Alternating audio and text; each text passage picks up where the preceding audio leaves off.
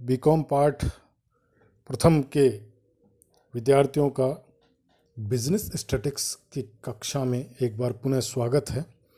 प्रिय विद्यार्थियों, पिछले वीडियो में हमने सांख्यिकी का एक वचन के रूप में अर्थ यानी सांख्यिकी विधियों के रूप में और उससे पूर्व सांख्यिकी का बहुवचन यानी समंकों के रूप में अर्थ का अध्ययन हमने किया। इसकी विभिन्न विद्वानों द्वारा दी गई परिभाषाओं को आपको बताया गया, स्पष्ट किया गया।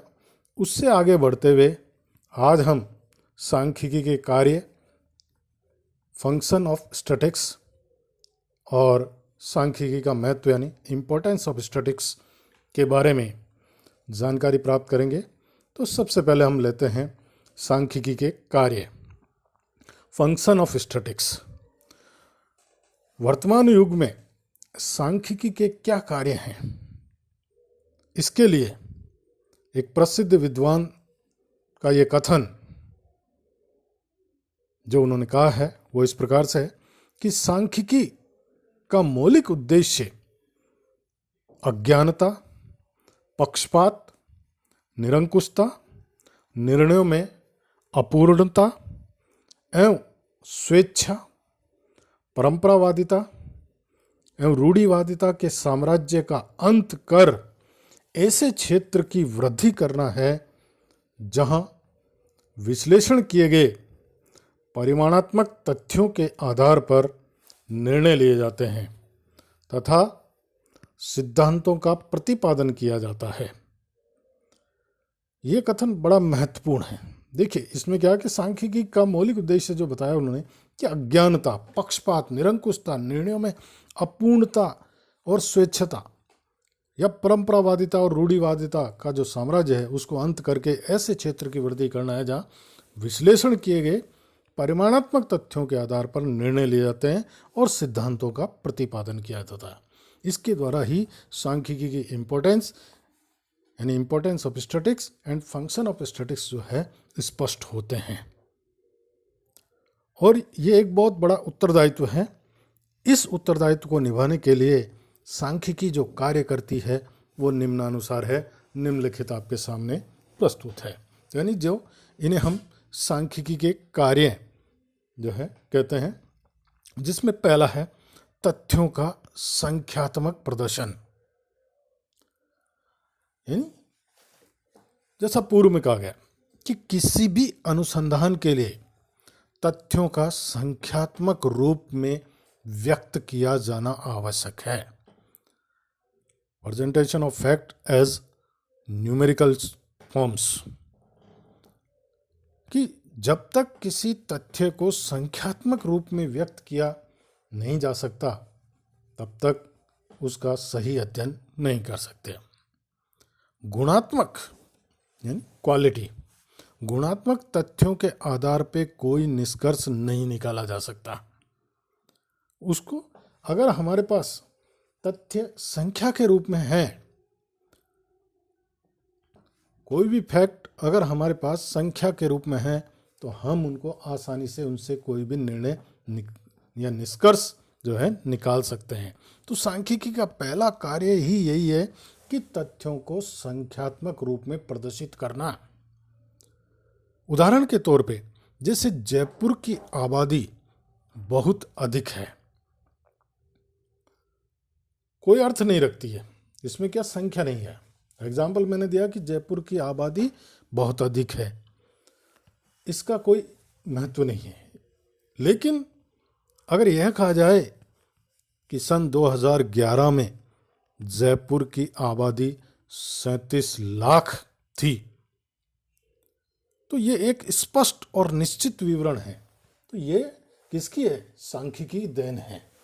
ये सांख्यिकी की ही देन कहा जाएगा इसको, सांख्यिकी का ही। तो सांख्यिकी का महत्वपूर्ण कार्य यही है कि तथ्यों को संख्यात्मक रूप से प्रदर्शित करती है। दूसरा है जटिल तथ्यों को सरल और समझने योग्य रूप में प्रस्तुतिकरण। हमने देखा है कि तथ्य जब समंक, आगे आप पढ़ेंगे, जब समंक एकत्रित किए जाते हैं तो जो अव्यवस्थित समंक होते हैं वो मृत मांस के समान होते हैं, लेकिन जो जटिल तथ्य हैं उनको सरल या समझने के रूप में प्रस्तुतिकरण जो किया जाता है वो सांख्यिकी के माध्यम से ही किया जाता है, कि जटिल और बिखरे हुए समंकों को सामान्य व्यक्ति ना तो समझ पाता है और न ही निष्कर्ष निकालने की स्थिति में होता है। परंतु यदि समंकों के सुव्यवस्थित वर्गीकरण, सारणीयन, चित्रों और ग्राफ द्वारा प्रदर्शन और विभिन्न सांख्यिकी रीतियों का प्रयोग करके इनको सरल और बोधगम्य बना दिया जाता है, तो सांख्यिकी का यह भी एक महत्वपूर्ण कार्य है कि ये जटिल तथ्यों को सरल और समझने योग्य रूप में प्रस्तुत करती है। तीसरा है तथ्यों को तुलनात्मक रूप में प्रस्तुत करना, तुलना योग्य रूप में प्रस्तुत करना, ताकि उनसे कोई भी निर्णय लिखा जाता है। किसी अकेली संख्या का अपने आप में कोई अर्थ नहीं होता है। दो या दो से अधिक संख्याएं होने पर उनमें परस्पर संबंध स्थापित करके तुलनात्मक अध्ययन द्वारा निश्चित रूप से कोई निष्कर्ष निकल सकता है। तो समंकों को आपस में संबंध स्थापित करके उनको तुलना योग्य बनाया जाता है, यानी तथ्यों को तुलनात्मक रूप में प्रस्तुत करते हैं सांख्यिकी। यहां समंकों के आपसी संबंध स्थापित करके उनको तुलना योग्य बनाने में सांख्यिकी की जो महत्वपूर्ण भूमिका होती है, सांख्यिकी का यह महत्वपूर्ण कार्य समझा जाता है। उदाहरण के तौर पे दो कंपनियों में लाभदायकता की स्थिति, यानी लाभ कमाने की स्थिति को तुलना दोनों की औसत वार्षिक आय के आधार पर की जा सकती है। दोनों के जो लाभ हैं उनके आधार पर की जा सकती है। इसी प्रकार किसी दशक में महंगाई और वेतन वृद्धि की तुलना सूचकांकों के आधार पर की जा सकती है। तो कितनी महंगाई हुई या वेतन वृद्धि कितनी हुई है, यह इंडेक्स नंबर जो सूचकांक है उनके आधार पर की जा सकती है। तो यह एक महत्वपूर्ण कार्य सांख्यिकी का है कि तथ्यों को तुलनात्मक रूप से प्रस्तुत करने में सहायता। नीति निर्धारण अगला महत्वपूर्ण कार्य है। नीति निर्धारण देश की आर्थिक, सामाजिक, व्यावसायिक, राजनीतिक आदि सभी प्रकार की नीतियों के निर्धारण में सांख्यिकी एक पथ प्रदर्शन का कार्य करती है। जैसे आर्थिक क्षेत्र में देश की आयात निर्यात नीतियां अथवा औद्योगिक नीति के निर्धारण के समय भूतकालीन जो समंक है वो मुख्य आधार का कार्य करते हैं, यानी जो पिछले समंक है भूतकालिक समंक उनके आधार पर ही औद्योगिक नीतियों का निर्धारण किया जाता है, आर्थिक नीतियों का निर्धारण किया जाता है। इसके बिना यानी सांख्यिकी के बिना नीति निर्धारण का कार्य उद्देश्यों के अनुरूप संभव नहीं हो पाता है। पांचवा है अन्य वैज्ञानिक नियमों और सिद्धांतों की सत्यता की जांच करना। देखिए सांख्यिकी जो है अन्य जो वैज्ञानिक नियम है, ये एक ऐसा विज्ञान है, सांख्यिकी एक ऐसा विज्ञान है जो अन्य सभी विज्ञान, चाहे वह अर्थशास्त्र हो, चाहे वह समाजशास्त्र हो, राजनीति शास्त्र हो या जीव विज्ञान हो, अंतरिक्ष विज्ञान हो, इनके द्वारा प्रतिपादित पुराने नियमों और सिद्धांतों का परीक्षण करने का कार्य संपन्न कराता है। इसके अतिरिक्त नए नियमों और सिद्धांतों का प्रतिपादन तो सांख्यिकी विधियों द्वारा ही संभव हो पाता है। बिना सांख्यिकी विधियों के जो है नए नियमों का प्रतिपादन संभव नहीं है। अगला जो महत्वपूर्ण कार्य है कि व्यक्तिगत ज्ञान और अनुभव में अभिवृद्धि करना। सांख्यिकी एक सामाजिक विज्ञान भी है, इसलिए ये अन्य विज्ञानों की भांति व्यक्तिगत ज्ञान और अनुभव में वृद्धि करता है, विचारों में स्पष्टता और दृढ़ता लाता है। जैसे भारतवर्ष में प्रति व्यक्ति आय बहुत कम है, ये बात बिना किसी संख्यात्मक तथ्य के अन्य व्यक्तियों को नहीं मनवाई जा सकती। लेकिन यदि हम अन्य देशों की प्रति व्यक्ति आय की तुलना भारत के प्रति व्यक्ति आय की से करते हैं और इनको संख्यात्मक रूप से अगर प्रस्तुत किया जाता है तो व्यक्तियों में इस बात पर दृढ़ विश्वास बन जाता है। तो ये जो है व्यक्तिगत ज्ञान और अनुभव में वृद्धि करती है। आप दो विद्यार्थी हैं, उन दोनों विद्यार्थियों की अगर हमें तुलना करनी है कि कौन सा अधिक होशियार है और कौन सा, तो उनकी हम जो अंक तालिका है उस अंक तालिका में जो अंक प्राप्त हुए हैं उनके आधार पर हम उनकी तुलना कर सकते हैं। तो व्यक्तिगत ज्ञान और अनुभव में वृद्धि करती है। दूसरा है पूर्वानुमान लगाना। अगला जो कार्य अपना पूर्वानुमान लगाना। चूंकि मानवीय सफलताएं भविष्य के बारे में सही पूर्वानुमानों पर निर्भर करती है। अगर हमें सफलताएं प्राप्त करनी है तो भविष्य के बारे में सही पूर्वानुमान लगाना आवश्यक है। सांख्यिकी न केवल वर्तमान तथ्यों का विश्लेषण करती है, बल्कि सांख्यिकी जो विधियां हैं, अंतर्गणन, बाह्य गणन, काल श्रेणी का विश्लेषण, ये ऐसी सांख्यिकी विधियां हैं, इनका प्रयोग करके हम भविष्य के बारे में पूर्वानुमान लगा सकते हैं। अगर हम इनका उपयोग करते हैं तो भविष्य में हमें कभी भी असफलता का मुंह नहीं देखना पड़ता। तो पूर्वानुमान लगाने में सहायता करती है सांख्यिकी। और अगला जो कार्य हमारा लास्ट, जिसको हम कह सकते हैं समस्या की गहनता का विस्तार से आभास कराना। तथ्यों को संख्यात्मक रूप में प्रदर्शित करने से वे सरल और बोधगम्य तो हो ही जाते हैं, यानी आसान तो हो ही जाते हैं। इसके अतिरिक्त सांख्यिकी समस्या की गहनता का भी विस्तार से आभास करा देती है कि आने वाली जो समस्या है वो कितनी गहन हो जाएगी। आंकड़ों से हमें पता लग सकता है। उदाहरण के तौर पे हम मान लीजिए भारत की जनगणना के समंक अगर देखते हैं कि 1981 में कितनी जनसंख्या थी, 1991 की जनगणना में कितनी जनसंख्या थी, 2001 में कितनी, 2011 में, और उसमें कितनी वृद्धि हो रही है, उनके आंकड़ों को अगर हम देखने से पता लग जाएगा कि हमारे देश की जनसंख्या कितनी बढ़ रही है। तो एक समस्या का जो है गहनता से हमें आभास करा देती है। इसके पश्चात यदि देश में प्रतिदिन या प्रति घंटे बढ़ने वाले व्यक्तियों की संख्या भी जाननी हो तो सांख्यिकी द्वारा मिल सकती है।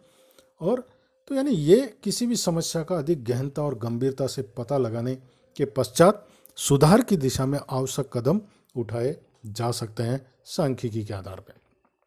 तो ये जो महत्वपूर्ण जो कार्य थे वो आपके सामने मैंने स्पष्ट किए हैं। अब हम लेते हैं सांख्यिकी का महत्व। सांख्यिकी का महत्व जो है आधुनिक युग में, जैसा कि आपको बताया गया है, ये किसी से छिपा नहीं है। ये कहा जाता है कि सभी समस्याओं का हल निकालने में सांख्यिकी का किसी न किसी रूप में अवश्य प्रयोग किया जाता है। तो कोई अतिशयोक्ति नहीं है। आज का प्रत्येक व्यक्ति अपने दैनिक जीवन में भी जाने और अनजाने में सांख्यिकी का प्रयोग अवश्य करता है, चाहे प्रयोग की सीमा कुछ भी रहे।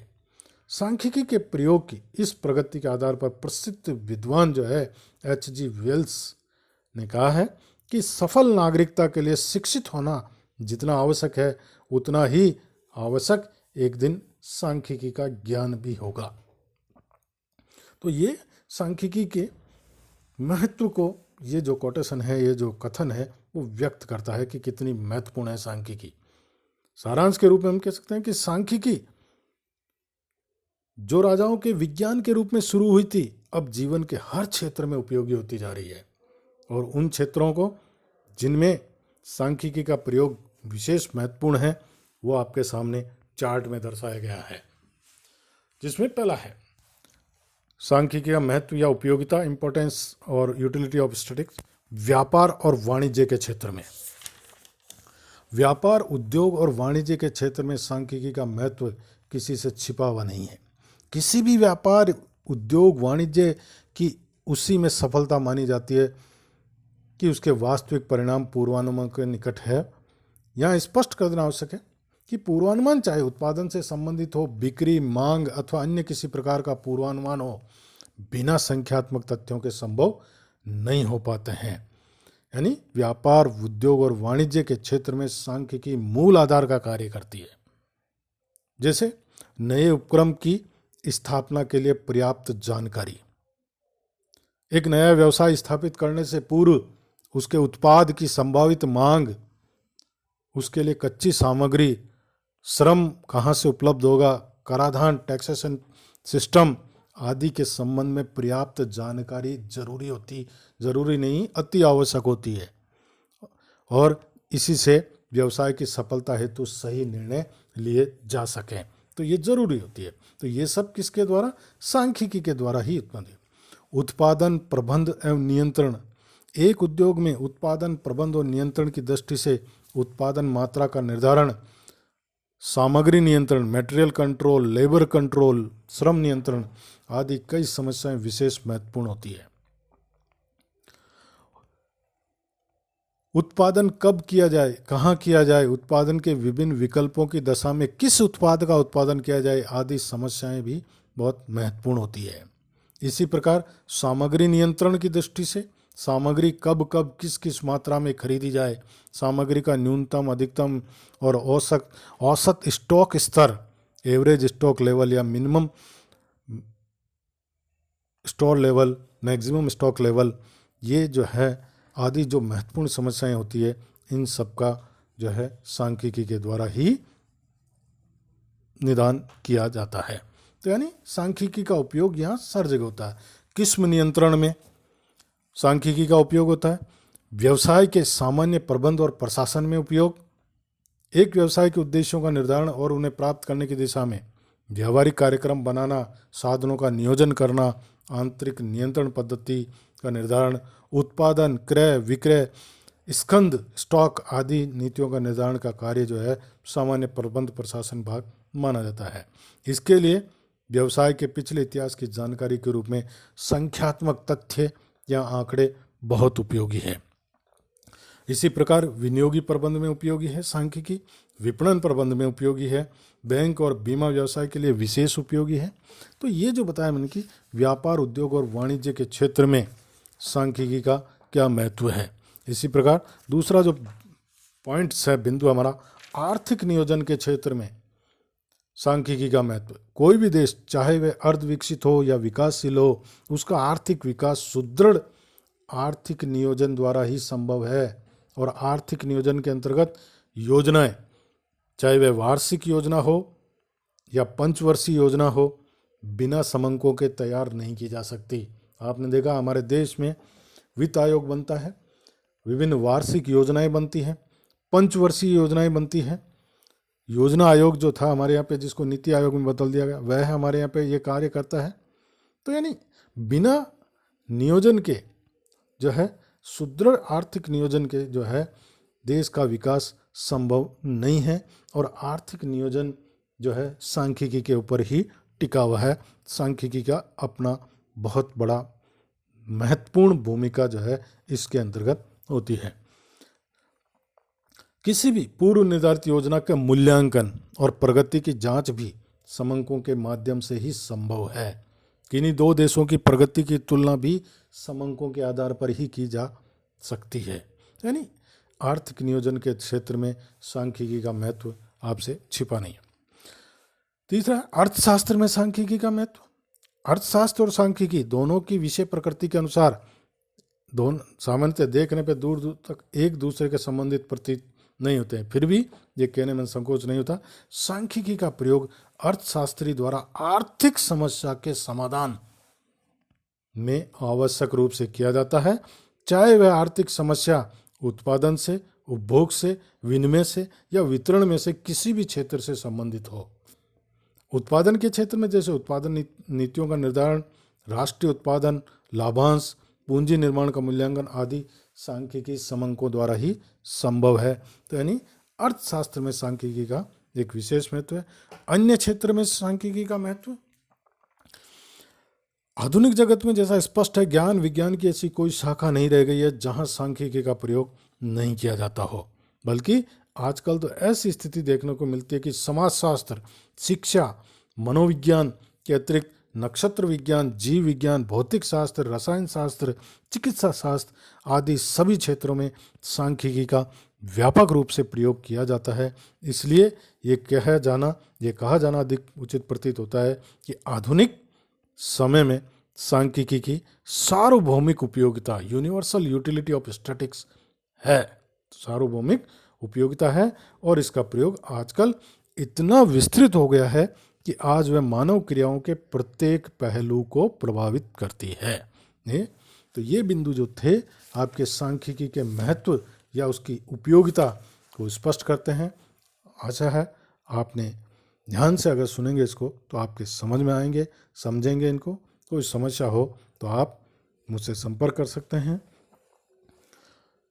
इस वीडियो को सुने लाइक करें और अपने मित्रों के अंतर्गत इसको सब्सक्राइब करें। धन्यवाद।